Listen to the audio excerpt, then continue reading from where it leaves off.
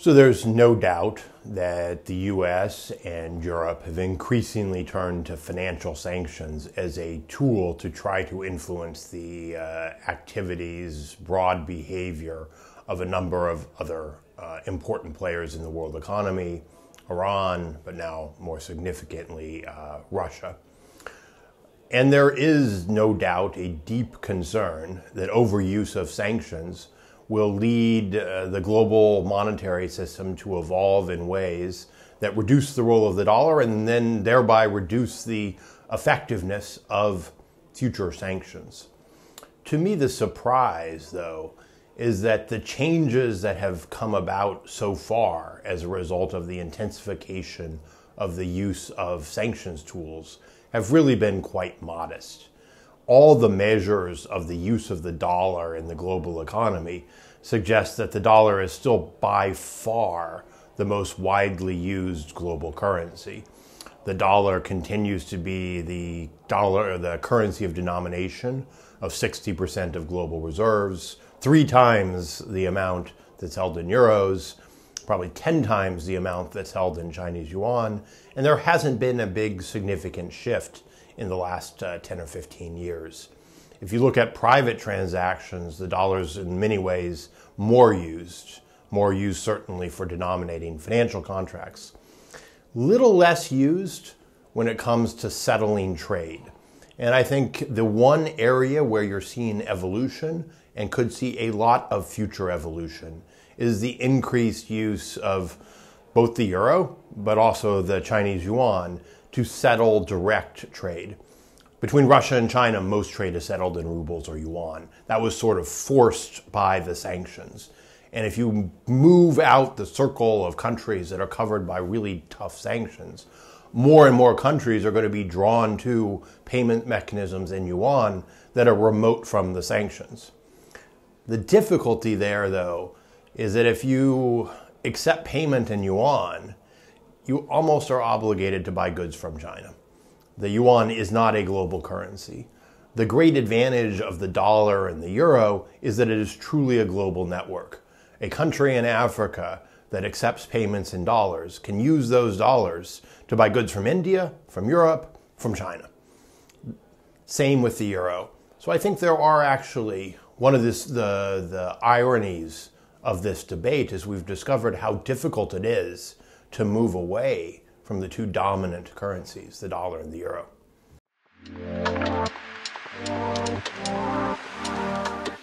There is 200 billion euros of frozen assets just at Euroclear.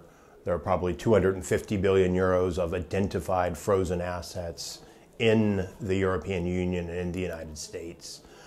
Those assets, for complex reasons, are generating an interest income stream that doesn't necessarily accrue to the Central Bank of Russia, or that could be taxed in such a way so that the revenue doesn't go back to the Central Bank of Russia. To me, there is no downside and tremendous upside from finding mechanisms to take that interest income, borrow against it, and provide large sums to Ukraine. That money, in large part, is already legally not Russian. The interest income in Euroclear, once a Russian bond matures, goes actually to Euroclear, not to the Central Bank of Russia. There's no reason why Euroclear should get that kind of windfall.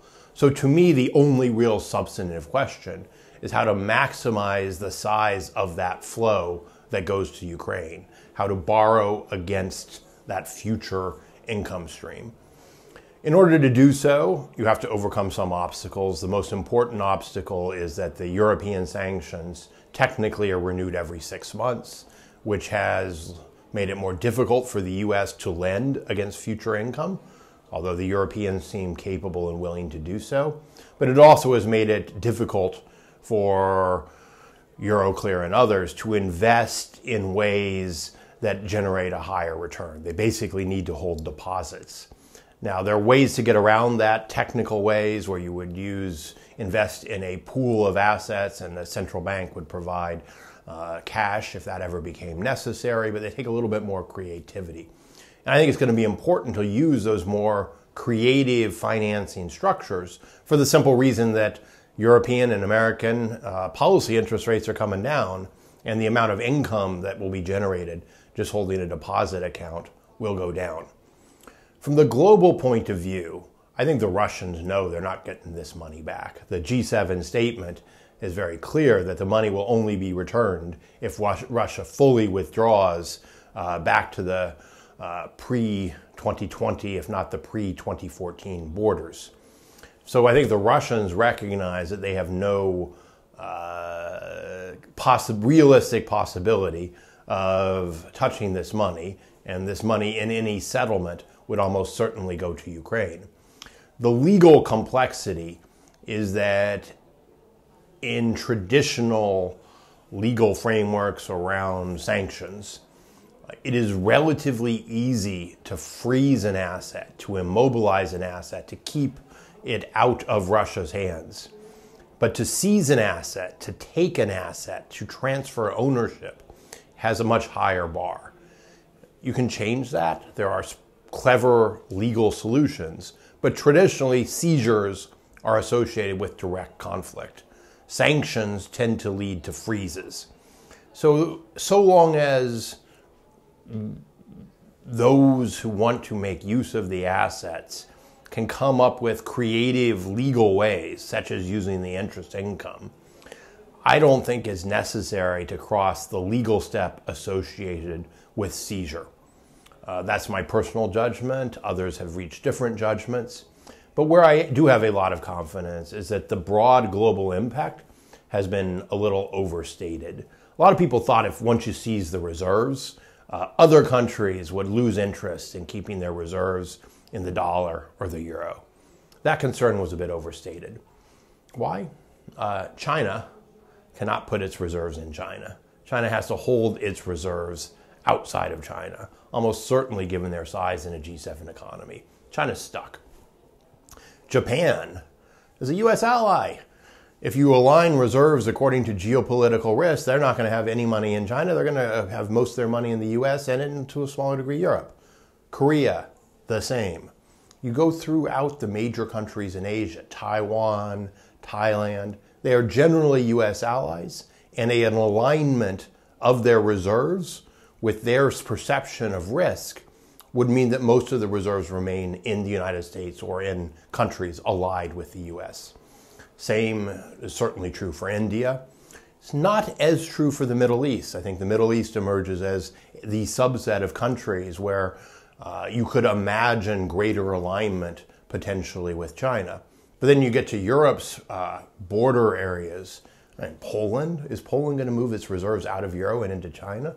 Czech Republic going to move its reserves out of the euro and into China? That would add to rather than reduce its risk.